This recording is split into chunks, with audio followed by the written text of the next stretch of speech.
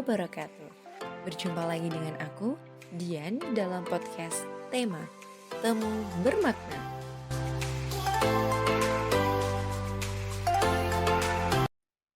Nah, dalam podcast kali ini aku bakal sedikit membahas mengenai bagaimana sih peran pemuda Islam dalam isu kesetaraan gender. Selama ini pernah nggak sih kalian mikir, wah dia kok feminim banget, nggak cocok nih temenan sama gue yang tomboy kayak gini? Atau, ih calon ketua BEM-nya kok perempuan sih, nggak cocok lah jadi pemimpin? Nah, udah kayak netizen Indonesia belum? Biasanya netizen Indonesia kan julid-julid gitu. Nah, seringkali kita menemui hal-hal semacam itu atau kita pun berpikir semacam itu. Mengkaitkan suatu masalah dengan kelaki-lakiannya atau keperempuan-perempuannya. Perempuan harus begini, nggak boleh begitu. Laki-laki harus begini, nggak boleh begitu. Padahal nih sebenarnya perbedaan antara laki-laki dan perempuan itu hanya pada keadaan biologisnya yang diciptakan oleh Tuhan. Perempuan mengalami haid, hamil, melahirkan, dan menyusui. Selain hal tersebut, laki-laki dan perempuan memiliki hak yang sama dan juga kesempatan yang sama. Dalam kasus kesetaraan gender, masyarakat kita cenderung masih mencampur adukan makna seks dan gender ini. Sekedar berbagi info aja nih Sobi, bahwa seks itu mengacu pada perbedaan biologis antara laki-laki dan perempuan. Ini bisa dilihat secara fisik.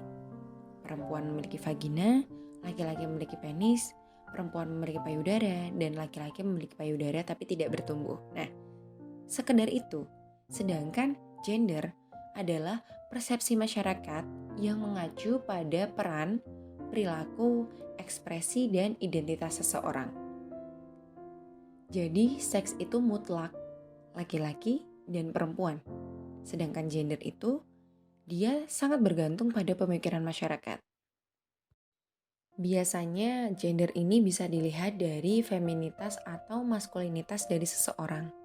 Misalnya, masyarakat kita itu mengekspresikan bahwa laki-laki harus kuat, gagah, memimpin, dan tidak cengeng. Sementara perempuan diidentikan dengan lemah lembut, perasa, mengayomi, dan cengeng. Padahal nyatanya, sekarang sudah dapat dipahami bahwa laki-laki juga bisa mengayomi. Laki-laki juga manusia biasa yang bisa nangis.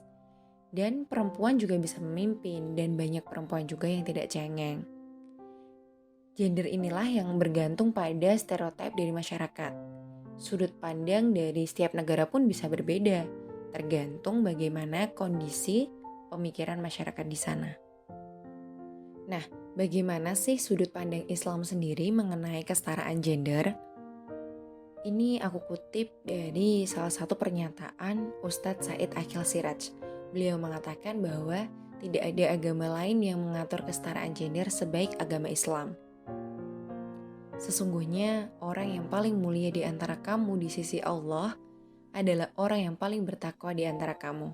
Sesungguhnya Allah lagi maha mengetahui dan lagi maha mengenal. Quran Surat Al-Hujurat ayat 13. Al-Quran mengakui secara eksplisit bahwa Islam tidak membedakan laki-laki atau perempuan berdasarkan dia itu laki-laki atau perempuan. Tetapi Allah SWT membedakan manusia itu dari keimanan dan ketakwaannya. Allah akan melihat seberapa baik dan bertakwanya umat ketika dia di dunia, dan Allah tidak akan membedakan dia laki-laki atau perempuan saat menentukan umatnya masuk ke dalam surga atau neraka. Dan hal itu juga dapat kita lihat dalam cerita-cerita masa kenabian, bagaimana saat itu perempuan banyak dibunuh dan dijadikan budak pada zaman jahiliyah sebelum Islam datang. Dan kemudian Islam datang sebagai penerang dan membuka jalan untuk memuliakan para wanita. Pertanyaan selanjutnya adalah, tetapi Allah menciptakan laki-laki dan perempuan tentunya ada perbedaannya dong. Jelas ada. Perbedaannya ada pada kodrat dari laki-laki dan perempuan. Kodrat perempuan adalah haid, hamil, melahirkan, dan menyusui. Laki-laki tidak memiliki kodrat tersebut. Nah, selain itu, kedudukan sosial wanita itu sama antara laki-laki dan perempuan. Ia memiliki kesempatan yang sama, mendapatkan hak untuk menuntut ilmu, mencari kekayaan, dan mempunyai hak untuk mengembangkan karirnya. Wanita juga memiliki pilihan untuk bekerja atau fokus dalam keluarga. Jangan sampai kita memandang wanita karir itu wanita yang tidak baik dan tidak sayang keluarga, atau sebaliknya, memandang ibu rumah tangga itu lebih baik dan lebih superior. Ini hanya masalah pilihan wanita. Nah, untuk yang punya suami nih, Islam merupakan agama yang sangat indah para sobi. Bagaimana dua insan disatukan dalam pernikahan, ada istri, ada suami. Dalam kasus kesetaraan gender ini, perempuan bekerja di luar rumah harus seizin suami. Jika suami melarang, maka hendaklah dia taat kepadanya. Nah, poin pentingnya di sini, bahwa dalam menjalin suatu hubungan, yang harus sangat diperhatikan adalah komunikasi antara dua pihak, antara suami dan istri. Prinsip hidup itu saling disatukan. Jangan sampai ketika sudah dalam ikatan pernikahan, ketaatan kepada suami ini diabaikan karena terlalu memikirkan ego. Nah, ini harus dimusyawarahkan dan dibicarakan baik-baik dengan suami dan partner hidupnya nanti. Atau nih, para sobi yang sekarang masih dalam tahap perkenalan, coba diomongkan baik-baik. Bagaimana kedepannya kalian akan membina rumah tangga. Apakah suami mengizinkan istri untuk bekerja di luar rumah atau boleh bekerja tetapi work from home seperti bisnis online? Nah, inilah yang harus dikomunikasikan dengan pasangan. Jangan sampai setelah menikah hal ini akan membawa masalah dan mengganggu keharmonisan keluarga. Pada prinsipnya nih sobi, jika wanita diizinkan suami bekerja di luar rumah, harus tetap menjaga martabat dirinya, martabat keluarga, dan melaksanakan kewajibannya sebagai seorang ibu dan seorang istri. Kok malah jadi sesi konseling pernikahan? Nggak apa-apa, ini hanya intermezzo.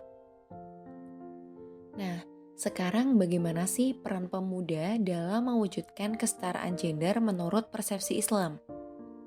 Seperti yang Sobi dengarkan hari ini, podcast sebagai salah satu metode dakwah untuk sharing informasi mengenai bagaimana sih memandang hidup sebagai manusia yang utuh. Tentunya podcast sudah familiar di kalangan pemuda dan juga tentunya pemuda Islam. Semua harus dimulai dari diri sendiri. Para pemuda harus mulai paham mengenai kodrat dan kedudukan sosial antara laki-laki dan perempuan. Tentunya aku juga harus banyak belajar mengenai hal ini, mengurangi sifat toxic masculinity, yaitu pikiran-pikiran yang mendefinisikan sempit akan seseorang yang memiliki gender tertentu. Seringkali kita masih menganggap perilaku atau kebiasaan seseorang itu dibedakan menjadi, oh dia cukup jadi perempuan, oh dia itu kurang deh kayaknya sebagai perempuan. Harusnya kita mulai menghargai hak-hak sesama manusia dan mulai melihat seseorang sebagai manusia yang utuh, tidak berdasarkan dia itu perempuan atau dia itu laki-laki. Kita harus bekerja sama dalam membangun komunitas-komunitas yang baik dan saling memberikan kesempatan untuk belajar. Pun perempuan juga harus mulai mengurangi pikiran ketidakberdayaannya.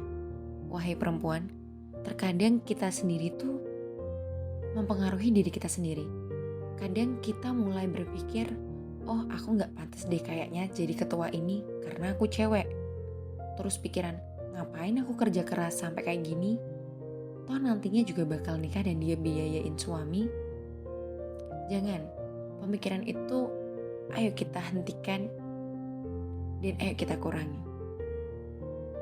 Itu akan berpengaruh pada kemampuan kalian. Kalian akan memulai membuat batasan-batasan tertentu yang membuat kalian tidak berkembang. Mari kita saling menghargai diri sendiri, menghargai hak orang lain. Bagaimana luar biasanya Islam dalam memberi tuntunan hambanya untuk saling berdampingan, hidup dalam kedamaian untuk meraih ridhonya. Jadi jangan patah semangat, buat kalian tetap kejar mimpi kalian.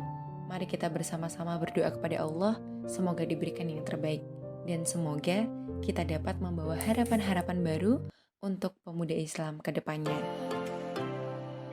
Sorry to say kalau ada kata-kataku yang kurang berkenan atau terkesan menggurui. Aku juga masih harus banyak belajar dan sharing sama kalian. Terima kasih telah mendengarkan podcast ini sampai selesai. See you in the next podcast. Wassalamualaikum warahmatullahi wabarakatuh.